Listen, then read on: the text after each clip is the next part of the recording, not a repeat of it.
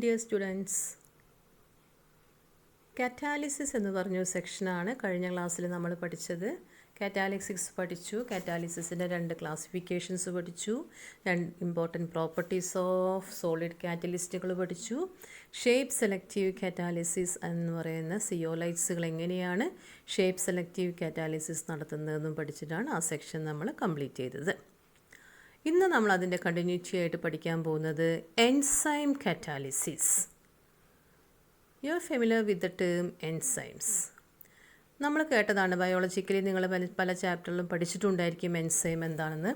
Enzymes are produced in living cells. Living സെൽസിൽ produce ചെയ്യുന്ന nitrogenous organic compounds. Nitrogenous organic compounds are called enzymes, and enzymes are actually protein molecules with high molecular mass. High molecular mass ഉള്ള protein moleculesനെയാണ് എന്തായി വിളിക്കുന്നത്? Enzymes. All enzymes are proteins എന്ന് നിങ്ങൾ പഠിച്ചിട്ടുണ്ടായിരിക്കും. അപ്പോൾ enzymes എന്തിനു വേണ്ടി യൂസ് ചെയ്യുന്നു? നമ്മൾ കാറ്റലിസ്റ്റുകൾ പറഞ്ഞപ്പോൾ കെമിക്കൽ റിയാക്ഷൻസിൻ്റെ റേറ്റ് ആക്സിലറേറ്റ് ചെയ്യാൻ വേണ്ടിയിട്ടാണ് യൂസ് ചെയ്യുന്നതെന്ന് പറഞ്ഞു. ഒരു കെമിക്കൽ റിയാക്ഷൻ സ്പീഡ് ഇൻക്രീസ് ചെയ്യാൻ വേണ്ടിയിട്ടാണ് ജനറലി കാറ്റലിസ്റ്റുകൾ യൂസ് ചെയ്യുന്നത്. കെമിക്കൽ പ്രോസസ്സ് പോലെ ഇൻ ലിവിങ് പ്രോസസ്സ്, ലിവിങ് സെൽസിലുള്ള റിയാക്ഷൻസ്, പ്ലാന്റ്സിലും ആനിമൽസിലുമൊക്കെയുള്ള ഡിഫറെൻറ്റ് ടൈപ്സ് ഓഫ് റിയാക്ഷൻസിൻ്റെ റേറ്റ് ഇൻക്രീസ് ചെയ്യാൻ വേണ്ടി യൂസ് ചെയ്യുന്ന substance, these are known as enzymes. അപ്പോൾ കാറ്റലിസ്റ്റുകളാണ്, പക്ഷെ എന്താണ് വ്യത്യാസം? ബയോളജിക്കൽ സ്പീഷീസിൽ അല്ലെങ്കിൽ ലിവിങ് സ്പീഷീസിലാണ് യൂസ് ചെയ്യുന്നതെന്ന് പറയാം.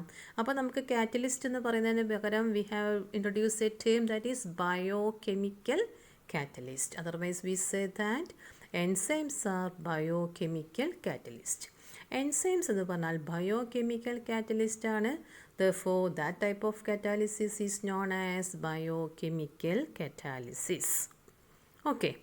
അപ്പോൾ ബയോകെമിക്കൽ കാറ്റാലിസിസ് ആണെന്ന് ഐഡൻറ്റിഫൈ ചെയ്തു. ലിവിങ് സെൽസിൽ നിന്ന് തന്നെയാണ് അധികവും. Most of the enzymes are obtain from living cells. Living cells തന്നെയാണ് എൻസൈംസ് ഒക്കെ ഒബ്റ്റെയിൻ ചെയ്യുന്നത് എന്ന് പറയാം. എങ്കിലും ലബോറട്ടറിയിൽ ആദ്യമായി ഒരു 1969 ലബോറട്ടറിയിലായിട്ട് ഫസ്റ്റ് പ്രിപ്പയർ ചെയ്ത എൻസൈമാണ് റൈബോ ന്യൂക്ലിയസ് എന്ന് പറയുന്ന എൻസൈം. അപ്പോൾ ഇങ്ങനെ എൻസൈം എന്താണെന്ന് ബയോകെമിക്കൽ കാറ്റലിസ്റ്റുകളാണെന്ന് പറഞ്ഞു. എൻസൈം റിയാക്ഷൻസ് നിങ്ങൾ പഠിച്ചിട്ടുണ്ടായിരിക്കാമെന്ന് പറഞ്ഞു. Here give some of examples of enzyme reactions. ഒരു എൻസൈം റിയാക്ഷൻസിൻ്റെ കുറച്ച് എക്സാമ്പിൾസാണ് നമ്മൾ ഒബ്സർവ് ചെയ്യാൻ പോകുന്നത്. എൻസൈം റിയാക്ഷൻസ് പഠിക്കുമ്പം reactant, catalyst and the specific enzyme. Enzyme reactions are highly specific എന്ന് നമുക്ക് പറയാം. കാറ്റലിസ്റ്റുകളെക്കാൾ കൂടുതൽ, കാറ്റലിസ്റ്റുകൾ സ്പെസിഫിക് തന്നെയാണ്, സെലക്ടിവിറ്റിയൊക്കെ നമ്മൾ പഠിച്ചു കഴിഞ്ഞു. എങ്കിലും എൻസൈംസ് ആർ ഹൈലി സ്പെസിഫിക് എന്ന് പറഞ്ഞാൽ that means one enzyme can accelerate only one type of process. ഏതെങ്കിലും ഒരു വൺ ടൈപ്പ് റിയാക്ഷൻസിനെ മാത്രം കാറ്റലൈസ് ചെയ്യാനേ ഒരു പർട്ടിക്കുലർ എൻസൈമിന് സാധിക്കുന്നുള്ളൂ. നിങ്ങൾക്കറിയുന്ന എൻസൈം റിയാക്ഷൻസ് ഒക്കെ ഉണ്ടായിരിക്കാം. ഒരു 2-3 ഇമ്പോർട്ടൻ്റ് ആയ എൻസൈം റിയാക്ഷൻസ് ഒബ്സർവ് ചെയ്യാണ്. First one that is inversion of cane sugar. Can sugar എന്താണ്? ക്യാൻ ഷുഗർ എന്ന് പറഞ്ഞാൽ C12H22O11 എന്ന് പറയുന്ന ക്യാൻ ഷുഗറിന് ഇൻവെർട്ടേസ് എന്ന് പറയുന്നൊരു എൻസൈമിൻ്റെ പ്രസൻസിൽ it is converted to glucose and fructose. Inversion of cane sugar എന്നുള്ള റിയാക്ഷനൊക്കെ നിങ്ങൾ ബയോമോളിക്യൂൾസിൽ പഠിക്കാൻ പോകുന്നുണ്ട്.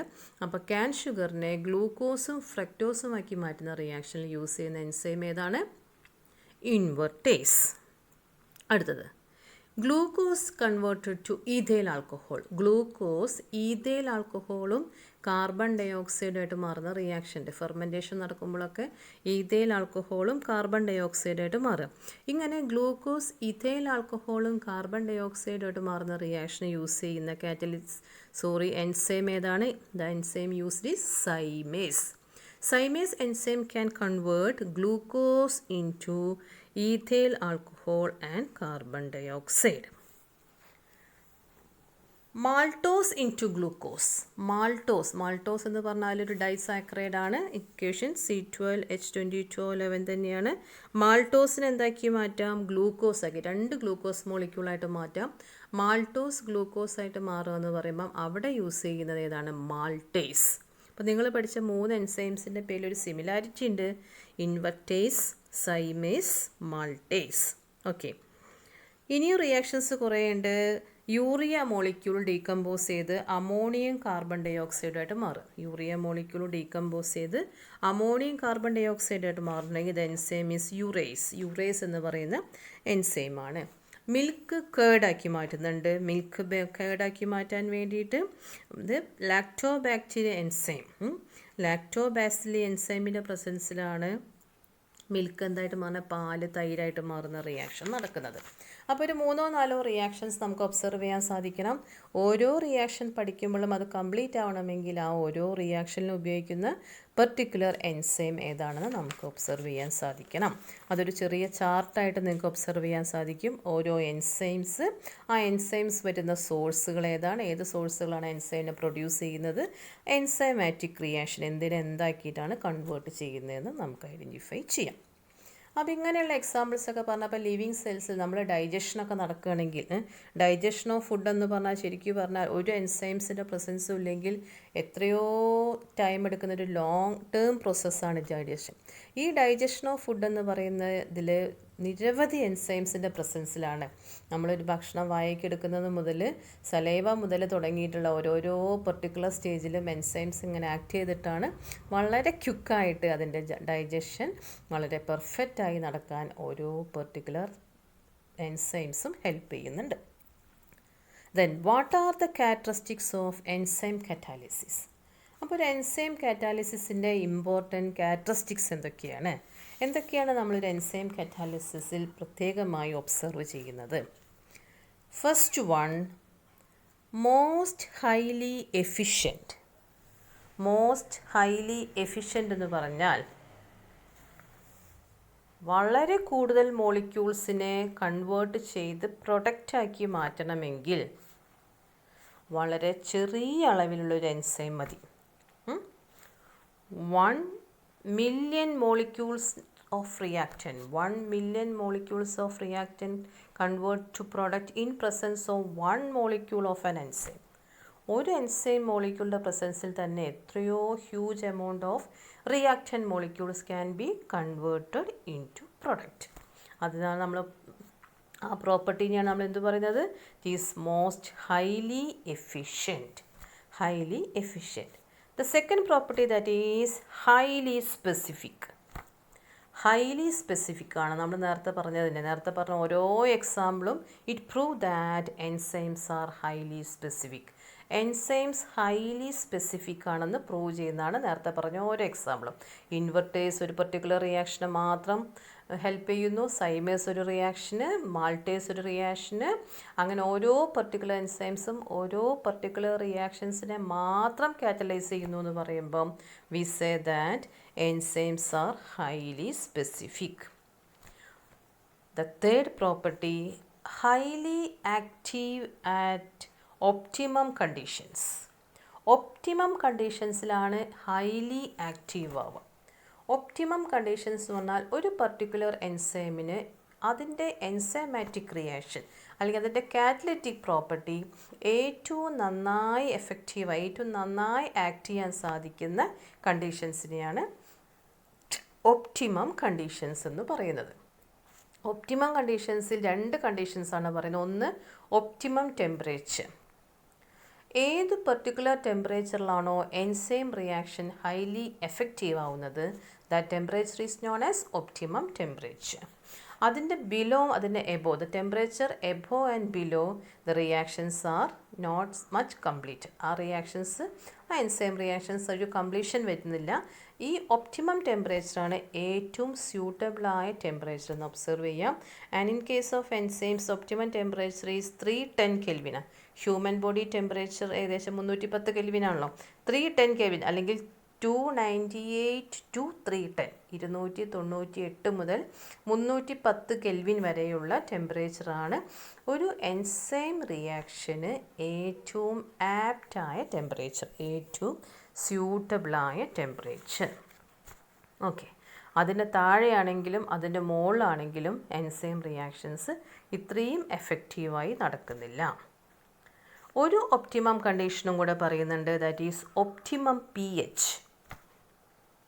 പി എച്ച് എങ്ങനെയായിരിക്കണം? ഏത് പി എച്ച് റേഞ്ചിലാണോ ഒരു കണ്ടീഷനിലാണോ എൻസൈം റിയാക്ഷൻ ഏറ്റവും സ്യൂട്ടബിളായി നടക്കുന്നത്, that P H is known as optimum P H. Optimum P H ആയിട്ട് പറയുന്നത് 5 to 7. 7 എന്ന് പറഞ്ഞാൽ ന്യൂട്രലാണ്, അതിന് താഴേക്ക് അസിഡിറ്റി, മുകളിലേക്ക് ബേസിറ്റിയും. അപ്പോൾ 5 to 7 സ്ലൈറ്റ്ലി അസിഡിക്കായ ഒരു കണ്ടീഷനായിട്ട് നമുക്കിങ്ങനെ പറയാൻ സാധിക്കും. ആ ഒരു കണ്ടീഷനിലാണ് ഏകദേശം ഏറ്റവും നല്ല പി എച്ച് ആയിട്ട് നമുക്ക് ഒബ്സർവ് ചെയ്യാൻ സാധിക്കും. അപ്പോൾ ഹൈലി ആക്റ്റീവ് ആവുന്ന P H optimum P H എന്നും ഏറ്റവും നന്നായി റിയാക്ട് ചെയ്യാൻ സാധിക്കുന്ന temperature, that is known as the optimum temperature എന്നും പറയാം. ഇനി increasing activity in presence of activators and coenzymes എന്ന് പറഞ്ഞാൽ ഏതെങ്കിലും വേറൊരു പർട്ടിക്കുലർ സബ്സ്റ്റൻസിൻ്റെ പ്രസൻസിൽ എൻസൈം ആക്ടിവിറ്റി ഇൻക്രീസ് ചെയ്യുന്നതായിട്ടും കാണാറുണ്ട്. അപ്പോൾ നമ്മൾ കാറ്റലിസ്റ്റുകൾ പഠിച്ചപ്പോൾ കാറ്റലിറ്റിക് പ്രൊമോട്ടേഴ്സ് എന്ന് പറയുന്ന ഒരു സെക്ഷൻ പഠിച്ചു. അതെന്തായിരുന്നു? കാറ്റലിറ്റിക് പ്രൊമോട്ടേഴ്സിന് കാറ്റലിസ്റ്റിൻ്റെ ആക്ടിവിറ്റിയോ ഒന്നും കൂടി ഇൻക്രീസ് ചെയ്ത് കൊടുക്കാൻ സാധിക്കുന്നുണ്ട്. Similarly certain substance can increase the activity of enzymes.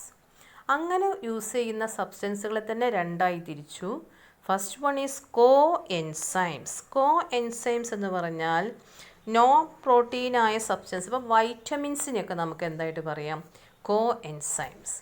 അപ്പോൾ എൻസൈം റിയാക്ഷൻസ് അത്ര എഫക്റ്റീവായി നടക്കുന്നില്ല. ഏതെങ്കിലും ഒരു കണ്ടീഷനിൽ എൻസൈം റിയാക്ഷൻസ് ഏതെങ്കിലും രൂപത്തിൽ കംപ്ലീറ്റ് ആവുന്നില്ലെങ്കിൽ ചില പർട്ടിക്കുലർ വൈറ്റമിൻസും കൂടെ ആ ബോഡിയിലേക്ക്, ആ ശരീരത്തിലേക്ക് എത്തിക്കഴിഞ്ഞാൽ ആ എൻസൈം റിയാക്ഷൻ ഒന്നും കൂടെ പ്രോപ്പറായി നടക്കുന്നതായിട്ട് കാണാം.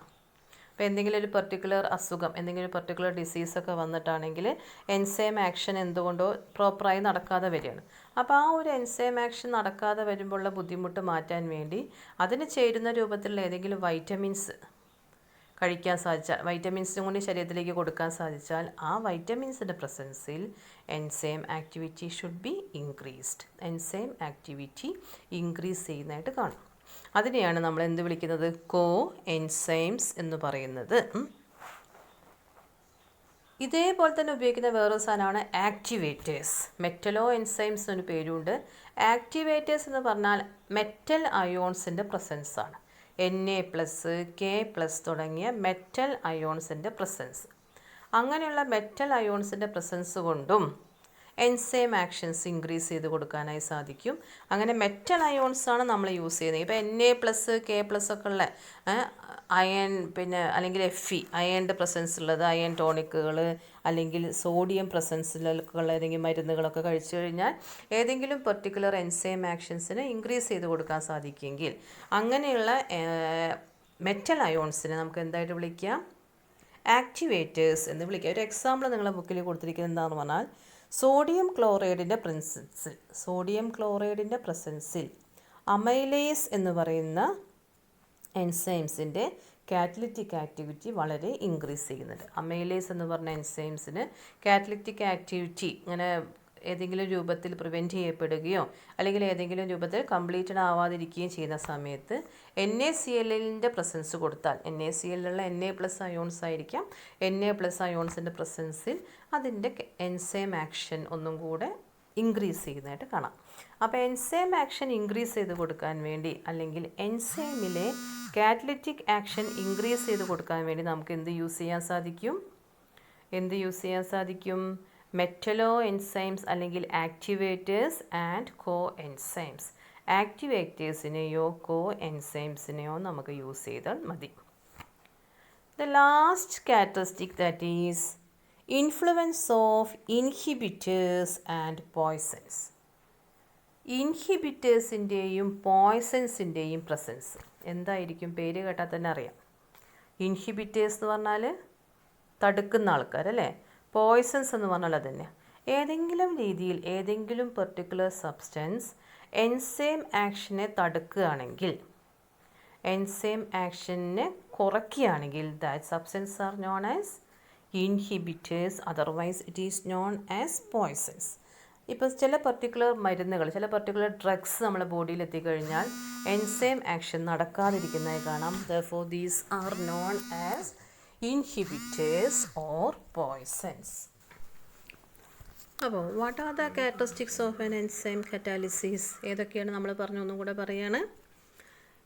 Highly efficient. Enzymes are highly efficient. Enzymes are highly specific. Enzyme reactions are more common at optimum conditions, that is optimum temperature and optimum pH. Enzyme action can be increased in presence of activators and coenzymes, and enzyme reactions can be decreased in presence of poisons or inhibitors. Okay. ഇനി mechanism of enzyme catalysis.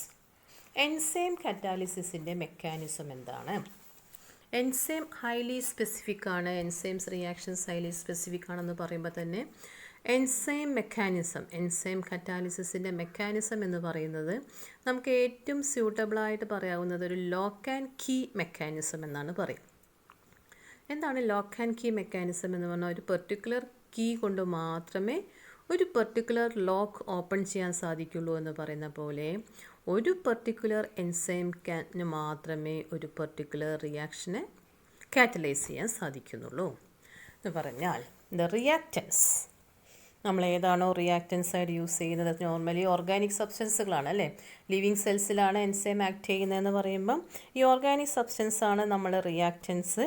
ഈ റിയാക്റ്റൻസിൻ്റെ active സർഫസിൽ, reactant സർഫസിൽ മുഴുവൻ ഏതെങ്കിലും ആക്റ്റീവായ ഗ്രൂപ്പുകൾ OHO അല്ലെങ്കിൽ CHO ഗ്രൂപ്പുകൾ, അങ്ങനെ ഏതെങ്കിലും particular COOH, acid, aldehyde, alcohol, അങ്ങനെ ഏതെങ്കിലും ഒരു പെർട്ടിക്കുലർ ആക്റ്റീവ് ഗ്രൂപ്പുകൾ പ്രസൻ്റ് ആയിരിക്കും.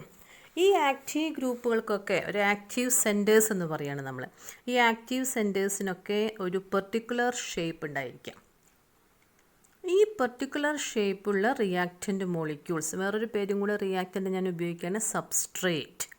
ഈ ആക്റ്റീവ് ഷേപ്പുള്ള പെർട്ടിക്കുലർ ഷേപ്പുള്ള റിയാക്റ്റൻ്റ് മോളിക്യൂൾസിൻ്റെ ആ പെർട്ടിക്കുലർ ഷേപ്പിലേക്ക് മാച്ചിങ് ആവുന്ന, കോംപ്ലിമെൻ്ററി ഷേപ്പ് ആവുന്ന കാറ്റലിസ്റ്റുകൾ മാത്രം ഈ റിയാക്റ്റൻറ്റുമായി ബൈൻഡ് ചെയ്യപ്പെടുകയാണ് ചെയ്യുന്നത്. അങ്ങനെ സബ്സ്ട്രേറ്റും കാറ്റലിസ്റ്റുമായി അല്ലെങ്കിൽ സബ്സ്ട്രേറ്റും എൻസൈമുമായി ബൈൻഡിങ് നടന്ന് എൻസൈം സബ്സ്ട്രേറ്റ് കോംപ്ലക്സ് ആയിട്ട് മാറുകയാണ്. എൻസൈം സബ്സ്ട്രേറ്റ് കോംപ്ലക്സ് ആയിട്ട് മാറുക, അവിടെയാണ് ഞാൻ പറഞ്ഞ ലോക്ക് ആൻഡ് കീ എന്ന് പറയുന്നത്. ആ സബ്സ്ട്രേറ്റിൻ്റെ പെർട്ടിക്കുലർ ഷേപ്പുകൾ ഏതാണോ ആ പെർട്ടിക്കുലർ ഷേപ്പുള്ള സബ്സ്ട്രേറ്റുമായിട്ട് മാച്ച് ചെയ്യുന്ന കോംപ്ലിമെൻ്ററി ഷേപ്പുള്ള എൻസൈംസിന് മാത്രമേ അതിലേക്ക് ഫിറ്റ് ആവുന്നുള്ളൂ, അല്ലെങ്കിൽ അതുമായി ഒരു കോംപ്ലക്സ് ഫോം ചെയ്യാൻ സാധിക്കുന്നുള്ളൂ. Therefore, what about the first step? Enzyme കാറ്റാലിസിലെ ഫസ്റ്റ് സ്റ്റെപ്പ് എന്താണ്? The enzymes can binding to the substrate molecule to form an activated complex. The activated complex is known as enzyme substrate complex. Okay. അങ്ങനെ ഒരു complex ആക്കി മാറ്റുമ്പോൾ enzymes are highly specific എന്നുള്ളത് നമ്മൾ വീണ്ടും ഓർക്കുകയാണ്. ഏത് പർട്ടിക്കുലർ റിയാക്റ്റൻറ്റിലേക്കാണോ മാച്ച് ആവുന്ന ആ പർട്ടിക്കുലർ എൻസൈം മാത്രമേ അവിടെ ബൈൻഡിങ് നടക്കുന്നുള്ളൂ. ഇനി enzyme substrate complex enzyme product complex ആയിട്ട് അവിടെ നിന്ന് മാറും. എൻസൈം പ്രൊഡക്റ്റ് കോംപ്ലക്സ് ആയി മാറിയതിന് ശേഷം ദിസ് ആർ ഡിറ്റാച്ച് ചെയ്യുമ്പം it is converted to enzyme and product. അപ്പോൾ ഈ ആക്ടിവേറ്റഡ് കോംപ്ലക്സ് കൺവേർട്ട് ചെയ്ത് എന്തായിട്ട് മാറുന്നു? പ്രൊഡക്റ്റായിട്ട് മാറുന്നു. 3 സ്റ്റെപ്പിലായിരുന്നു ആദ്യം നമ്മൾ പഠിച്ചിരുന്നത്. നമ്മുടെ NCERT ഇപ്പോൾ 2 സ്റ്റെപ്പിലാക്കി മാറ്റി. ഏതൊക്കെയാണ് 2 സ്റ്റെപ്സുകളെന്ന് വെച്ചാൽ, ഫസ്റ്റ് സ്റ്റെപ്പിൽ the substrate bind to the enzyme to form an activated complex. E എന്ന് പറയുന്ന ക്യാപിറ്റൽ E എൻസൈമിനും S എന്ന് പറയുന്ന സബ്സ്ട്രേറ്റിനും കൊടുത്താൽ E+S gives ES. Okay, ES എന്നുള്ളത് കൺവേർട്ട് ചെയ്തിട്ട് ഈ എൻസൈം സബ്സ്ട്രേറ്റ് എൻസൈം പ്രൊഡക്റ്റായി മാറി. അതിൽ നിന്ന് പ്രൊഡക്റ്റ് ഡിറ്റാച്ച് ചെയ്യുന്നു. Therefore it is converted to E+P. അപ്പോൾ S എന്നുള്ള സബ്സ്ട്രേറ്റ് എന്തായിട്ട് മാറി? P എന്നുള്ള പ്രൊഡക്റ്റായിട്ട് മാറി. ഓക്കെ, എൻസൈം നമ്മൾ ആദ്യം പറഞ്ഞ അതേപോലെ തന്നെ E എന്ന് പറയുന്നത് അതേപോലെ തന്നെ റിമെയിൻ ചെയ്യുന്നുണ്ട്. കാറ്റലിസ്റ്റ് പോലെ തന്നെ അവിടെ റിമെയിൻ ചെയ്യുന്നതായിട്ട് കാണാം. അപ്പോൾ ഇങ്ങനെ എൻസൈം കറ്റാലിസിസ് റിയാക്ഷൻ്റെ മെക്കാനിസവും നമ്മൾ ഐഡൻറ്റിഫൈ ചെയ്തു. ലോക്ക് ആൻഡ് കീ മെക്കാനിസം എന്ന് പറയുന്നുണ്ട്. ആ ലോക്ക് ആൻഡ് കീ മെക്കാനിസം 2 സ്റ്റെപ്പുകളായിട്ട് നിങ്ങൾക്ക് പഠിക്കാൻ സാധിക്കും. Enzyme plus substrate gives enzyme substrate complex. Enzyme substrate complex decomposed gives enzyme and product. Okay, അങ്ങനെ പറഞ്ഞു കഴിഞ്ഞാൽ എൻസൈം കറ്റാലിസിസ് കൂടെ പറയുമ്പം നമ്മുടെ കറ്റാലിസിസ് എന്ന് പറയുന്ന സെക്ഷൻ അവിടെ കംപ്ലീറ്റ് ആവുകയാണ്. അപ്പോൾ നമ്മുടെ സർഫസ് കെമിസ്ട്രിയിലെ 2 സെക്ഷൻസ് അവിടെ കംപ്ലീറ്റ് ആയി. ഏതൊക്കെയാണ് 2 സെക്ഷൻസ്? ഒന്ന് adsorption, the second one catalysis. ശരിയല്ലേ? 2 സെക്ഷൻ അവിടെ കംപ്ലീറ്റ് ആയി. ഇനി നിങ്ങൾ ഈ കറ്റാലിസിസ് ഒക്കെ നിങ്ങൾ കേട്ട് കുറേ പരിചയമുള്ളതാണെന്ന് പറയാം. കുറച്ച് പുതിയ ടേമുകളും കുറച്ചുകൂടെ ഉള്ളിലേക്ക് നമ്മൾ പഠിച്ചു എന്നേ ഉള്ളൂ. കുറച്ച് നിങ്ങൾക്ക് അൺഫെമിലിയർ ആയ, നിങ്ങൾ അങ്ങനെ കേട്ട് ശീലമില്ലാത്ത, എന്നാൽ നമുക്ക് ഒരുപാട് എക്സാമ്പിൾസ് നമ്മുടെ ചുറ്റുമുള്ളതാണ്. നമ്മൾ 3ാമത്തെ സെക്ഷൻ സർഫസ് കെമിസ്ട്രിയുടെ 3rd സെക്ഷനായിട്ട് പറയാം. That is colloids. അടുത്ത സെക്ഷനാണ് colloids. What you mean by the term colloids? Colloids എന്താണെന്ന് പറയുന്നതിന് മുന്നേ നമ്മൾ ട്രൂ സൊല്യൂഷൻസ് എന്താണെന്ന് ഐഡൻറ്റിഫൈ ചെയ്യണം. ട്രൂ സൊല്യൂഷൻസ് എന്താണെന്ന് നിങ്ങൾ പഠിച്ചു കഴിഞ്ഞതാണ്. ഒരു സോൾവെൻറ്റും ഒരു സൊല്യൂട്ടും തമ്മിൽ ചേർന്നിട്ട് അതൊരു സൊല്യൂഷനായിട്ട് മാറുന്നതായിട്ട് നിങ്ങൾ പഠിച്ചു. ട്രൂ സൊല്യൂഷൻ, ഇപ്പോൾ സോഡിയം ക്ലോറൈഡിൻ്റെ സൊല്യൂഷൻ അല്ലെങ്കിൽ ഷുഗർ സൊല്യൂഷൻ, അതൊക്കെ നമ്മൾ ട്രൂ സൊല്യൂഷനായിട്ട് പഠിച്ചു. ട്രൂ സൊല്യൂഷൻ അല്ലാത്ത വേറൊരു കാര്യത്തിലേക്കും കൂടി ഞാൻ പോവുകയാണ്. സസ്പെൻഷൻസ് എന്ന് പറഞ്ഞാൽ ഒരു ഗ്ലാസ് വെള്ളത്തിലേക്ക് നിങ്ങൾ കുറച്ച് മണലിട്ടതിന് ശേഷം അതിങ്ങനെ ഷേക്ക് ചെയ്ത് നോക്കുക കുറച്ച് സമയം. അതിങ്ങനെ ഷേക്ക് ചെയ്ത് കഴിഞ്ഞ് കുറച്ച് സമയം കഴിഞ്ഞാൽ ആ മണൽ മുഴുവൻ അതിലേക്ക് ഇങ്ങനെ താഴേക്ക് ഇങ്ങനെ ഡെപ്പോസിറ്റ് ചെയ്യുന്നതായിട്ട് കാണാം. അതൊരു സൊല്യൂഷനായിട്ട് പറയാൻ സാധിക്കുമോ? ഇല്ല. ദാറ്റ് ഈസ് എ സസ്പെൻഷൻ നമുക്ക് ഐഡൻറ്റിഫൈ ചെയ്യുന്നുണ്ട്. സോഡിയം ക്ലോറൈഡിൻ്റെ സൊല്യൂഷൻ, സാൻഡ് ഇൻ വാട്ടർ എന്ന് പറയുന്ന സസ്പെൻഷൻ. ഇതിന് രണ്ടിനും ഇടയിലായിട്ടൊരു എക്സാമ്പിൾ നമുക്ക് നോക്കാൻ. കുറച്ച് കഞ്ഞിവെള്ളം ഒബ്സർവ് ചെയ്ത് നോക്കാം. കുറച്ച് കഞ്ഞിവെള്ളം, സ്റ്റാർച്ച് സൊല്യൂഷൻ ഒബ്സർവ് ചെയ്ത് കഴിഞ്ഞാൽ അതിലിങ്ങനെ, അതായത് മുകളിലും താഴെയും യൂണിഫോം കോൺസെൻട്രേഷൻ ആണോ എന്ന് ചോദിച്ചാൽ മുകളിലേക്കുള്ള കോൺസെൻട്രേഷൻ കുറച്ച് കുറവും കുറച്ച് സമയം ഇങ്ങനെ കഴിയുമ്പോഴേക്കും താഴേക്ക് ഇങ്ങനെ കോൺസെൻട്രേഷൻ കൂടി വരുന്നതായിട്ട് കാണാം. നമ്മളൊന്ന് സിമ്പിൾ ഷേക്ക് ചെയ്ത് കഴിഞ്ഞാൽ വീണ്ടും അത് ഒരേ കോൺസെൻട്രേഷനിലേക്ക് മാറുന്നതായിട്ട് കാണാം. ആ ഒരു കഞ്ഞിവെള്ളം അല്ലെങ്കിൽ അതുപോലെയുള്ളൊരു category, that means where it's between true solution and suspensions. True സൊല്യൂഷൻസിനും സസ്പെൻഷൻസിനും ഇൻ ബിറ്റ്വീൻ ആയി നിൽക്കുന്ന ഒരു ടൈപ്പ്, അങ്ങനൊരു ടൈപ്പ് സബ്സ്റ്റൻസുകളെ നമ്മൾ പറയാൻ ഉദ്ദേശിക്കുന്ന ഒരു ടേമാണ് കൊളോയിഡ്സ്. അതിനെയാണ് നമ്മൾ എന്തായിട്ട് പറയുന്നത്? കൊളോയിഡ്സ്. ട്രൂ സൊല്യൂഷൻ എന്ന് പറയുന്നത് ഒരു ഹോമോജീനസ് സിസ്റ്റമാണെന്നെങ്കിൽ കൊളോയിഡ്സ് എന്ന് പറഞ്ഞാൽ ഒരു ഹെറ്ററോജീനസ് സിസ്റ്റമാണ്. മനസ്സിലായോ? ട്രൂ സൊല്യൂഷൻ ഒരു ഹോമോജീനസ് ആണെങ്കിൽ കൊളോയിഡ്സ് എന്ന് പറഞ്ഞാൽ എന്താണ്? അതൊരു ഹെറ്ററോജീനസ് ആണ്. ഹോമോ എന്ന് പറഞ്ഞാൽ ഒരേപോലെയാണ്, അപ്പോൾ ഹെറ്ററോജീനസ് ആണ്. ഇനി ഒരു ചെറിയ എക്സാമ്പിളും കൂടിയും പറയുകയാണ്. ട്രൂ സൊല്യൂഷൻ എന്ന് പറഞ്ഞാൽ, ഇപ്പോൾ നിങ്ങൾ സോഡിയം ക്ലോറൈഡ് സൊല്യൂഷൻ എന്ന് പറഞ്ഞാൽ, സോഡിയം ക്ലോറൈഡ് എന്ന് പറയുന്ന സൊല്യൂട്ട് വാട്ടർ എന്ന് പറയുന്ന സോൾവെൻറ്റിൽ ഡിസോൾവ് ചെയ്തിട്ടാണ് നമ്മൾ സോഡിയം ക്ലോറൈഡ് സൊല്യൂഷനാക്കി മാറ്റിയത്. അതേപോലെ സ്റ്റാർച്ചിനെ നിങ്ങൾ വെള്ളത്തിലേക്ക് ഡിസ്പേഴ്സ് ചെയ്തിട്ടാണ് സ്റ്റാർച്ച് സൊല്യൂഷനാക്കി മാറ്റുന്നതെങ്കിൽ അവിടെ ഈ വാട്ടർ, അവിടെ നമ്മൾ ഉപയോഗിച്ച വാട്ടറിന് ഡിസ്പേർഷൻ മീഡിയം എന്നും നമ്മളതിലേക്ക് ആഡ് ചെയ്ത് കൊടുത്ത സ്റ്റാർച്ചിന് ഡിസ്പേഴ്സ്ഡ് ഫേസ് എന്നും പറയാൻ സാധിക്കും. മനസ്സിലായോ? അപ്പോൾ ഒരു ലോങ് റേഞ്ച് ഉള്ളത് ഏതാണോ അതാണ് ഡിസ്പേർഷൻ മീഡിയം. അതിലേക്ക് ആഡ് ചെയ്തത് ഏതാണ്? സ്റ്റാർച്ചാണ്. Starch is known as dispersed phase. അപ്പോൾ സോൾവെൻറ്റ്, സൊല്യൂട്ട് എന്ന് പറയുന്ന 2 ടേമുകളെ നമ്മൾ സൊല്യൂഷനിൽ പഠിക്കുന്നുണ്ടെങ്കിൽ കൊളോയിഡ്സിൽ നമ്മൾ പഠിക്കുന്ന 2 ടേമുകൾ എന്തൊക്കെയാണ്? Dispersion medium and dispersed phase. Dispersion മീഡിയവും ഡിസ്പേഴ്സ്ഡ് ഫേസുമായിട്ടാണ് നമ്മൾ ഐഡൻറ്റിഫൈ ചെയ്യുന്നത്. ഇനി ഇങ്ങനെയൊക്കെ പറഞ്ഞാലും ചില പർട്ടിക്കുലർ സൊല്യൂഷൻസ് അല്ലെങ്കിൽ ചില പർട്ടിക്കുലർ സബ്സ്റ്റൻസുകളെ ട്രൂ സൊല്യൂഷനാണോ അല്ലെങ്കിൽ കൊളോയിഡ്സ് ആണോ എന്നൊക്കെ ക്ലാസിഫൈ ചെയ്യാൻ കുറച്ച് ബുദ്ധിമുട്ടാണ്. അപ്പോൾ നമ്മൾ ശരിക്കും അതിൻ്റെ പാർട്ടിക്കിൾസിൻ്റെ ഡയമീറ്റർ പാർട്ടിക്കിൾ ഡയമീറ്റർ ആണ് അതിൻ്റെ ശരിക്കും ബേസിക്. ആ പാർട്ടിക്കിൾ ഡയമീറ്റർ വെച്ചിട്ടാണ് സബ്സ്റ്റൻസുകളെ കൊളോയിഡ് ഓർ ട്രൂ സൊല്യൂഷൻ എന്ന് ഒബ്സർവ് ചെയ്യുന്നത്. പാർട്ടിക്കിൾ സൈസ് വെച്ച് നോക്കിയാൽ 1 to 1000 നാനോമീറ്റർ ആണ് പാർട്ടിക്കിൾ സൈസ് എങ്കിൽ അതെന്തായിരിക്കും? കൊളോയിഡ്സ് ആയിരിക്കും. 1 to 1000 നാനോമീറ്ററിനുള്ളിലാണ് പാർട്ടിക്കിൾ സൈസ് എങ്കിൽ that substance are known as colloids. Below 1 nanometre ആണെങ്കിൽ 1 നാനോമീറ്ററിനേക്കാളും പാർട്ടിക്കിൾ സൈസ് കുറവാണെങ്കിൽ അതെന്തായിരിക്കാം? അത് ട്രൂ സൊല്യൂഷൻസ് ആയിരിക്കാം. അങ്ങനെ നമുക്ക് ട്രൂ സൊല്യൂഷൻസിനെയും കൊളോയിഡ്സിനെയും ക്ലാസിഫൈ ചെയ്യാൻ സാധിക്കും.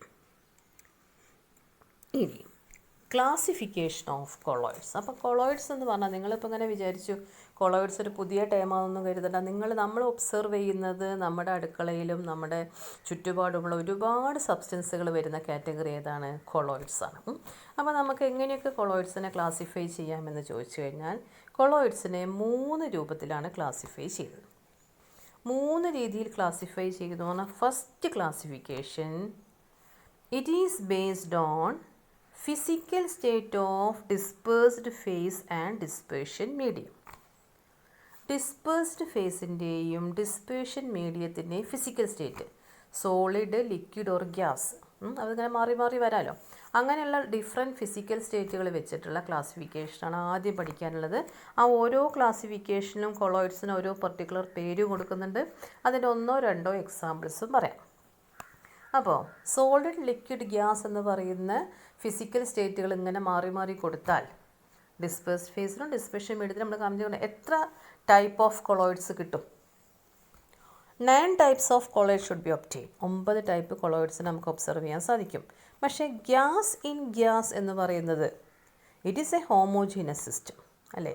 ഗ്യാസ് ഇൻ ഗ്യാസ് എന്ന് പറയുന്നൊരു ഹോമോജീനസ് സിസ്റ്റം ആയതുകൊണ്ട് അതിനൊഴിവാക്കിയാൽ ബാക്കി എത്ര ഉണ്ടായിരിക്കും? ബാക്കി 8 type, 8 different types of colloid should be obtain. 8 types of കൊളോയിഡ്സിനെയാണ് നമ്മൾ ഒബ്സർവ് ചെയ്യാൻ പോകുന്നത്. അത് നിങ്ങൾ 8ഉം ഏത് ടൈപ്പാണെന്ന് ഐഡൻറ്റിഫൈ ചെയ്യുക. അതിൻ്റെ 1-2 എക്സാമ്പിളിൽ തന്നു കഴിഞ്ഞാൽ അതിൽ നിന്ന് തന്നെ ആ കൊളോയിഡിൻ്റെ പേരെന്താണെന്നും അതിൻ്റെ ഡിസ്പേർഷൻ മീഡിയം എന്താണെന്നും ഡിസ്പേഴ്സ്ഡ് ഫേസ് എന്താണെന്നൊക്കെ ഒബ്സർവ് ചെയ്യാൻ സാധിക്കണം. അപ്പോൾ ആദ്യം ഞാൻ പറയുന്നത് സോളിഡ് ഡിസ്പേഴ്സ്ഡ് ഫേസ്. സോളിഡിനെ ഡിസ്പേഴ്സ്ഡ് ഫേസ് ആക്കി എടുത്തു. ഡിസ്പേർഷൻ മീഡിയങ്ങൾ ഇങ്ങനെ മാറ്റി കൊടുക്കാം. മനസ്സിലായോ? നിങ്ങൾക്ക് പഠിക്കാനും അല്ലെങ്കിൽ ഓർത്തിരിക്കാനും ഒന്ന് ഇമാജിൻ ചെയ്യാനൊക്കെ എളുപ്പം. ഡിസ്പേർഷൻ മീഡിയത്തിൻ്റെ ഫിസിക്കൽ സ്റ്റേറ്റ് എന്താണോ ആ രൂപത്തിലാണ് അത് അപ്പിയർ ചെയ്യുന്നത്. അതല്ലേ ലോങ് റേഞ്ചിലുള്ളത്. അപ്പോൾ ഡിസ്പേർഷൻ മീഡിയത്തിൻ്റെ ഫിസിക്കൽ സ്റ്റേറ്റ് എങ്ങനെയാണോ അങ്ങനെയായിരിക്കാം ആ കൊളോയിഡ് നമുക്ക് അപ്പിയർ ചെയ്യുന്നത്. അപ്പോൾ ആദ്യത്തത് 2 സോളിഡ്, ഡിസ്പേഴ്സ്ഡ് ഫേസും സോളിഡ്, ഡിസ്പേർഷൻ മീഡിയവും സോളിഡ്. അതെന്ത് ടൈപ്പ് കൊളോയിഡായിരിക്കും? ആ ടൈപ്പ് കൊളോയിഡിനെ വിളിക്കുന്ന പേര് സോളിഡ് സോൾ എന്നാണ്. SOL, solid sol. 2ഉം സോളിഡ് എന്ന് പറഞ്ഞാൽ അതൊരു സോളിഡ് ഫോമിൽ തന്നെയായിരിക്കും കാണുക. അതിന് എക്സാമ്പിൾസ് എന്തൊക്കെയാണെന്ന് ചോദിച്ചു കഴിഞ്ഞാൽ കളേർഡ് ഗ്ലാസ്സസ്, ഈ കളർഫുള്ളായ ചില ഗ്ലാസ്സുകളൊക്കെ ഈ സോളിഡ് സോളാണ്. പിന്നെ ജെം സ്റ്റോണുകൾ, പ്രീഷ്യസ് ആയ സ്റ്റോണുകൾ, റൂബി, എമറാൾഡ് എന്നൊക്കെ പറയുന്ന രൂപത്തിലുള്ള ജെം സ്റ്റോണുകളൊക്കെ ഇതിന് എക്സാമ്പിളായിട്ടും പറയാൻ സാധിക്കും. രണ്ടാമത്തെ ഡിസ്പേഴ്സ്ഡ് ഫേസ് സെയിം തന്നെയാണ്. ഏതാണ്? സോളിഡാണ്. ഡിസ്പേർഷൻ മീഡിയം ഏതാക്കി എടുത്തു? ലിക്വിഡാക്കി എടുത്തു. അപ്പോൾ ഏത് രൂപത്തിൽ കാണാം? സോളിഡ് ഇൻ ലിക്വിഡ്, അങ്ങനെ നമ്മൾ പഠിക്കുന്നത് അല്ലേ? ഡിസ്പേർഷൻ മീഡിയം ലിക്വിഡാണ്, അതിലേക്ക് സോളിഡാണ് ഡിസ്പേഴ്സ്ഡ് ഫേസ്. അപ്പോൾ സോളിഡ് ഇൻ ലിക്വിഡ് എന്ന് പറഞ്ഞാൽ അതിൻ്റെ പേര് ടൈപ്പ് ഓഫ് കൊളോയിഡ് എന്താണെന്ന് ചോദിച്ചാൽ സോളാണ്. ടൈപ്പ് ഓഫ് കൊളോയിഡ് എന്ന് പറഞ്ഞാൽ അത് സോൾ എന്ന് വിളിക്കും. ഒരുപാട് എക്സാമ്പിൾസ് പറയാം. മഡി വാട്ടർ, ചളി വെള്ളമൊക്കെ അതിന് എക്സാമ്പിളാണ്. അപ്പോൾ നമ്മൾ നേരത്തെ പറഞ്ഞ സ്റ്റാർച്ച് സൊല്യൂഷൻ അതിന് എക്സാമ്പിളാണ്. പെയിൻറ്റുകൾ എക്സാമ്പിളാണ്. സെൽ ഫ്ലൂയിഡുകൾ, സെല്ലിലുള്ള ഫ്ലൂയിഡുകൾ, അതൊക്കെ ഇതിന് എക്സാമ്പിൾസായിട്ട് പറയാൻ സാധിക്കും. മൂന്നാമത്തെ നോക്കൂ, വീണ്ടും dispersed phase solid, dispersion medium gas. അപ്പോൾ അത് എങ്ങനെയായിരിക്കാം? സോളിഡ് ഇൻ ഗ്യാസ് ആണ്. സോളിഡ് ഗ്യാസിലാണ് കാണുന്നത്. അതെന്ത് ടൈപ്പ് ഓഫ് കൊളോയിഡാണ്? ഡിസ്പേർഷൻ മീഡിയം ഗ്യാസ് ആണെങ്കിൽ ആ കൊളോയിഡിൻ്റെ പേര് എയറോസോൾ എന്നാണ്. ഡിസ്പേഴ്സ്ഡ് ഫേസ് എന്തും ആയിക്കോട്ടെ, ഡിസ്പേർഷൻ മീഡിയം ഗ്യാസ് ആണെങ്കിൽ അതിൻ്റെ പേരെന്താണ്? എയറോസോൾ. ഇനി നിങ്ങളൊന്ന് ആലോചിച്ച് നോക്കൂ, ഒരു ഗ്യാസിൽ സോളിഡിൻ്റെ പ്രസൻസ് ഉള്ള പോലത്തെ എന്തെങ്കിലും എക്സാമ്പിൾസ് വരുന്നുണ്ടോ? സ്മോക്ക്, ഡസ്റ്റ്, അതൊക്കെ എക്സാമ്പിളാണ്. ഓക്കെ, അടുത്ത ഡിസ്പേഴ്സ്ഡ് ഫേസ് ലിക്വിഡ് എടുക്കുക. ലിക്വിഡിനെ ഡിസ്പേഴ്സ്ഡ് ഫേസ് എടുത്തിട്ട് ഡിസ്പേർഷൻ മീഡിയം സോളിഡ് എടുത്തു ആദ്യം. അപ്പോൾ ഡിസ്പേർഷൻ മീഡിയം സോളിഡും ഡിസ്പേഴ്സ്ഡ് ഫേസ് ലിക്വിഡും. അപ്പോൾ അതിൻ്റെ ഫിസിക്കൽ അപ്പിയറൻസ് എങ്ങനെയായിരിക്കും? അതൊരു സോളിഡ് ഫോം ആയിരിക്കും, പക്ഷേ സോളിഡിൽ കുറച്ച് ലിക്വിഡ് വന്നതുകൊണ്ട് ഒരു ഫ്ലെക്സിബിളായ ഫോം ആയിരിക്കും. ഇമാജിൻ ചെയ്യുന്നുണ്ടോ? ഒരു ഫ്ലെക്സിബിളായ ഫോം ആയിരിക്കും. അങ്ങനെ ഫ്ലെക്സിബിളായ ഒരു കൊളോയിഡിനെ പറയുന്ന പേരാണ് ജെൽ. ജെൽ എന്ന് പറഞ്ഞാൽ ജെല്ലീസ് എന്ന് പറയുന്ന ടൈപ്പ് കുറേ ഫുഡ് ഐറ്റംസ് ഉണ്ട്. ചീസ്, ബട്ടർ, അതൊക്കെ എന്തിന് എക്സാമ്പിളാണ്? ജെൽസിന് എക്സാമ്പിളാണ്. അടുത്ത രണ്ടും liquid, dispersed face liquid, dispersion medium also liquid. Type of colloid is emulsions. ആ കൊളോയിഡിൻ്റെ പേരാണ് എമൽഷൻസ്. ഏറ്റവും നല്ല എക്സാമ്പിൾ എമൽഷൻ ഏതാണ്? മിൽക്കാണ്. പിന്നെ ചില പെർട്ടിക്കുലർ ഹെയർ ക്രീമുകൾ, ഹെയർ ലോഷനുകളൊക്കെ, തലയിൽ തേക്കുന്ന എണ്ണകളൊക്കെ നമുക്ക് എമൽഷൻസിൻ്റെ കാറ്റഗറിയിൽ പെടുത്താം. അടുത്തത് ഡിസ്പേർഷൻ മീഡിയം ഗ്യാസും ഡിസ്പേഴ്സ്ഡ് ഫേസ് ലിക്വിഡും. 3 ലിക്വിഡാണ് ഡിസ്പേഴ്സ്ഡ് ഫേസ്. അപ്പോൾ അത് ഗ്യാസിൽ കുറച്ച് ലിക്വിഡ് ഡ്രോപ്സ് ഇങ്ങനെയുള്ള പോലെയാണ് അതിൻ്റെ അവസ്ഥ. ശരിയല്ലേ? പേര് ഞാൻ ആദ്യമേ പറഞ്ഞു തന്നു. ഡിസ്പേർഷൻ മീഡിയം ഗ്യാസ് ആണെങ്കിൽ പേരെന്തായിരിക്കും? എയറോസോൾ ആയിരിക്കും. അങ്ങനെ ആ എയറോസോളിന് നല്ല എക്സാമ്പിളാണ് ഏത്? ഫോഗ്, മിസ്റ്റ്, ക്ലൗഡ്, ചില പർട്ടിക്കുലർ സ്പ്രേകൾ, ഇതൊക്കെ അതിന് എക്സാമ്പിളാണ്. ഡിസ്പേർഷൻ മീഡിയം ഏതാണ്? ഡിസ്പേർഷൻ മീഡിയം ഗ്യാസും ഡിസ്പേഴ്സ്ഡ് ഫേസ് ലിക്വിഡും. അപ്പോൾ 3 ലിക്വിഡ് ഉള്ളത് നമ്മൾ പറഞ്ഞു, 3 ഗ്യാസ് ഉള്ളത് പറഞ്ഞു. ഇനി അടുത്തത് ഡിസ്പേഴ്സ്ഡ് ഫേസ് ഗ്യാസും ഡിസ്പേർഷൻ മീഡിയം സോളിഡും. അപ്പോൾ സോളിഡാണ് സബ്സ്റ്റൻസ് അല്ലേ? സോളിഡിൽ കുറച്ച് ഗ്യാസിൻ്റെ പ്രസൻസാണ്. Gas in സോളിഡാണ്. അതിൻ്റെ പേര് സോളിഡ് സോൾ. നേരത്തെ പറഞ്ഞ പോലെ തന്നെ ഡിസ്പേർഷൻ മീഡിയം സോളിഡ് ആകുമ്പോൾ പേര് സോളിഡ് സോൾ. എക്സാമ്പിൾസ് എന്താണെന്ന് ചോദിച്ചാൽ ഫോം റബ്ബറൊക്കെയാണ്. പ്യൂമിസ്റ്റോണും ഫോം റബ്ബർ ചില പെർട്ടിക്കുലർ ഫർണിച്ചറിലൊക്കെ യൂസ് ചെയ്യുന്ന ഇതില്ലേ, സോഫയിലൊക്കെ യൂസ് ചെയ്യുന്ന റബ്ബറാണത്, ഫോം റബ്ബർ. അങ്ങനെ എയർ ബബിൾസ് ഈ സോളിഡിനുള്ളിൽ ഇങ്ങനെ പാക്ക് ചെയ്ത പോലെയായിരിക്കും അതിൻ്റെ പ്രിപ്പറേഷൻ. അപ്പോൾ ഫോം റബ്ബറാണ് സോളിഡ് സോളിന് എക്സാമ്പിൾ. The last one dispersed phase ഗ്യാസും ഡിസ്പേർഷൻ മീഡിയം ലിക്വിഡും. ലിക്വിഡിൽ കുറച്ച് ഗ്യാസ് വന്ന പോലെ. ആ ടൈപ്പ് ഓഫ് കൊളോയിഡിൻ്റെ പേര് ഫോം എന്നാണ്. ഫോം. എക്സാമ്പിൾ ഫ്രോത്ത്, സോപ്പിൻ്റെ പതയൊക്കെയില്ലേ, soap lather, froth, whipped cream, whipping ക്രീമൊക്കെ, അതൊക്കെ അതിന് എക്സാമ്പിളാണ്. അപ്പോൾ എത്ര എക്സാമ്പിൾ പറഞ്ഞു? 8 കാറ്റഗറി നമ്മൾ പറഞ്ഞു. 8 കാറ്റഗറിയിലും ഡിസ്പേഴ്സ്ഡ് ഫേസും ഡിസ്പേർഷൻ മീഡിയവും ഇങ്ങനെ മാറി മാറി വരും. ടൈപ്പ് ഓഫ് കൊളോയിഡുകളുടെ പേരും പറഞ്ഞു, അതിൻ്റെ എക്സാമ്പിളും പറഞ്ഞു. നിങ്ങൾക്ക് തിരിച്ചു മറിച്ചൊക്കെ അതിങ്ങനെ 1 വേർഡ് ക്വസ്റ്റ്യൻ ആയിട്ട് വരാം. Milk is A dash. Milk ഒരു എന്താണ് ഒരു എമൽഷനാണ്. അല്ലെങ്കിൽ ക്ലൗഡ് ഈസ് ഡാഷ്. ക്ലൗഡ് ഒരു എയറോസോളാണ്. ആ രൂപത്തിലൊക്കെ തിരിച്ചു മറിച്ചും അതിൽ നിന്ന് വരാം. ആ ചാർട്ട് നല്ലവണ്ണം വ്യക്തമായി പഠിക്കണം. ഇതിൽ ഏറ്റവും ഇമ്പോർട്ടൻ്റ് ആയ ടൈപ്പ് ഓഫ് കൊളോയിഡ്സ് ഏതൊക്കെയാണെന്ന് ചോദിച്ചാൽ സോളും എമൽഷൻസുമാണ് ഏറ്റവും ഇമ്പോർട്ടൻ്റ് ആയത്. ഇനി ഈ എമൽഷൻസിൻ്റെയും ഇതിൻ്റെയൊക്കെ യൂസസ് കുറേ യൂസ് ചെയ്യുന്നുണ്ട് കുറേ കാര്യങ്ങൾക്കായിട്ട്. ഇപ്പോൾ നമ്മൾ എയർക്രാഫ്റ്റിൻ്റെയൊക്കെ എയർക്രാഫ്റ്റിൻ്റെയൊക്കെ എമർജൻസി ലാൻഡിങ്ങിനൊക്കെ വേണ്ടിയിട്ട് ഈ ഫയർ ഫൈറ്റിംഗ് ഫോമുകളൊക്കെ യൂസ് ചെയ്യുന്നുണ്ട് എന്ന് പറയുന്നുണ്ട്. പല രൂപത്തിൽ നമുക്കിതൊക്കെ യൂസ് ചെയ്യുന്നുണ്ട്. അപ്പോൾ അതിൽ ഏറ്റവും ഇമ്പോർട്ടൻ്റ് ആയ സോള്, ജെല്ല്, എമൽഷൻസ്, ഈ 3 കാറ്റഗറിയാണ് ഏറ്റവും ഇമ്പോർട്ടൻ്റ് ആയത്. ഇതാണ് ഫസ്റ്റ് ക്ലാസിഫിക്കേഷൻ എന്ന് നമ്മൾ ഐഡൻറ്റിഫൈ ചെയ്യുന്നത്. ഓക്കെ.